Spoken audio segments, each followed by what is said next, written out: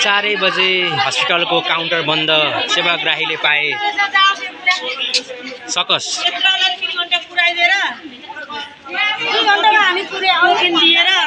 बोल्नुहोस् के बोल्नुहोस् ल। कति बजे आउनु भएको हजुर भन्नुहोस् त, कति बजे आउनु भएको? 10 बजे आएको। खाली पेट हुनुहुन्छ होइन? खाली पेट हुनुहुन्छ। हामीलाई पालो आउने बेला हामीलाई पहिले टोकन नदिएन त्यो नि गर्नु। त्यसबेला बोल्न गर्थ्यो हामी यति टोकन नम्बर 710 मा रोकियो। हजुरको 711 भन्नुभयो नि त? होइन मेरो चाहिँ 800 हो हजुर। 800 हो। हामीले यो पालो आउँछ आउँदा भन्दा अहिले सता आउँछ टोकन दिने जतिको पालो आउँछ बस्नु भन्दा भने हामी नभ्याउनेले घर जान्छु भनेको थिएँ मैले। होइन यहीँ छ भनेर लगाइदियो। टोकन दिएर अलमल्ल बनाइदिए होइन त? बिहानबाट पुरै भोकभोकै हुनुहुन्छ। अनि यतिखेर किन दिएको त टोकन हामीलाई चित्त नबुझ्या चाहिँ के भने यति 100 जना भन्दा भ्याइँदैन भनेर हामीलाई नदिनु पर्थ्यो के। हामी नभ्याउने बेला जान्छौँ भनेर सोद्धा यहीँ छ टोकन दिए जतिलाई भनौँ। आखिरी यस्तो धोका दियो लास्टमा 2 घन्टा कुद्नु पर्यो, खानु कुद्नु केही छैन। जनताले एकदमै सकस पाइरहेका छन्। सरकारको ध्यान जाओस्। यो जनताले दुःख पाइरहेका छन्, शास्ति पाइरहेका छन्, भोको बसेर एकदमै दुःख भइरहेको छ। यो हाम्रो युट्युब नेपाल च्यानलबाट हेरिरहेका आदरणीय दर्शक महानुभावहरू, यो वीर हस्पिटलमा छौँ हामी। वीर हस्पिटलमा छौँ। यहाँ कयौँको सङ्ख्यामा सेवाग्राहीहरू एकदमै सकसमा बसिरहेका छन्। उहाँहरू भोको पेटकोमा चाहिँ यहाँ ब्लड जाँच्नको लागि बसिरहनु भएको थियो बिहानबाट। यहाँ पालो नआएर दुःख पाइरहनु भएको छ। यहाँ टोकन चाहिँ 900 1000 वटा दिने र सेवाग्राहीलाई जम्मा 700 जनालाई जाँच्ने, 4:30 बजे बन्द गर्ने, 9 बजेबाट 5 बजेसम्म हस्पिटल खोल्नुपर्ने सरकारको नियम उल्लङ्घन भएको छ वीर हस्पिटलमा। आदरणीय बालेन सरकार एवं सम्पूर्ण सरकार स्वास्थ्य मन्त्रालयमा प्रति विषय ध्यान आकर्षण गराउन चाहन्छु। सेवाग्राहीलाई एकदमै शास्ति छ।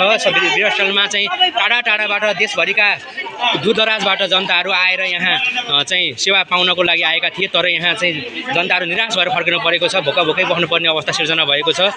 सरकारको ध्यान तुरुन्तै गएर यहाँ चाहिँ यो 5 बजेसम्म नखोल्ने काम नगर्ने कर्मचारीलाई तुरुन्तै कारवाही गर्नको लागि म आह्वान गर्न चाहन्छु। आदरणीय दर्शक महानुभावहरू, तपाईँले यहाँ देखिरहनु भएको छ धेरै यहाँ सेवाग्राहीहरूले चाहिँ गुनासो गरिरहनु भएको छ। यहाँ आमाहरू पनि हुनुहुन्छ एकदमै बिहानैबाट केही पनि नखाइकन ब्लडको चाहिँ चेक गर्नको लागि भनेर आउनुभएको रहेछ। आमा टाढाबाट आउनुभएको, धेरै दिन भइसकेको रहेछ दुःख पाउनु भएको। कहिले यो अत्याचार, यो दुःख, यो शास्ति जनताले कहिलेसम्म पाउने? देशमा नयाँ सरकार आइसकेको छ। देशमा चाहिँ ठुलो समस्याबाट चाहिँ देश माथि पुग्छ, अब देश विकास हुन्छ भन्ने अवस्थामा पनि आजसम्म जनताले चाहिँ पूर्व मेचीदेखि पश्चिम महाकालीसम्म जनताले दुःख पाइरहेका छन्। आदरणीय बालेन सरकार, आदरणीय स्वास्थ्य मन्त्री सुदन गुरुङज्यू, तपाईँलाई म यहाँ खुल्ला रूपमा भन्न चाहन्छु। सुदन गुरुङज्यू, तपाईँले पनि पक्कै देख्नुहुन्छ युट्युब नेपालबाट मेरो यो आउँछ। युट्युब नेपालबाट आउँछ मेरो युट्युब नेपाल भन्ने च्यानल छ, त्यहाँबाट लाइभ हुन्छ युट्युब नेपाल है। यहाँ चाहिँ सेवाग्राहीले दुःख पाइरहेका छन्, शास्ति पाइरहेका छन्। कहिलेसम्म पाइने शास्ति? सरकारी हस्पिटलको काम यही हो त? बिहान चाहिँ 9 बजेबाट लाइन बस्नु परेको छ। टोकन पनि 1000 वटा टोकन दिएको छ।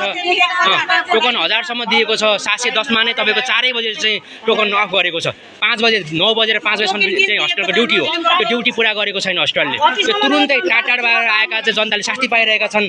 यो शास्ति कहिलेसम्म हुन्छ? यो सुदन गुरुङज्यूको तुरुन्तै ध्यान गरी यहाँ तुरुन्तै यहाँ आएर एक्सन लिनु होला।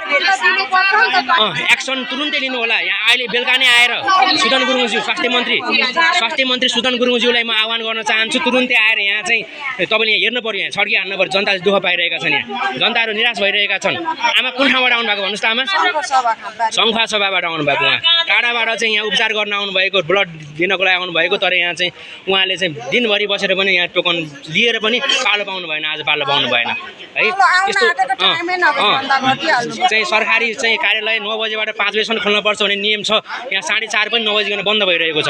बिहान पनि ढिला शास्ति, दिउँसो खाजा खानको लागि 2 घन्टा टाइम, एकदमै अलमल भइरहेको छ। यो चाहिँ सरकारले सम्बन्धित सरकारको ध्यान जाओस् भन्ने चाहिँ मेरो आह्वानको साथ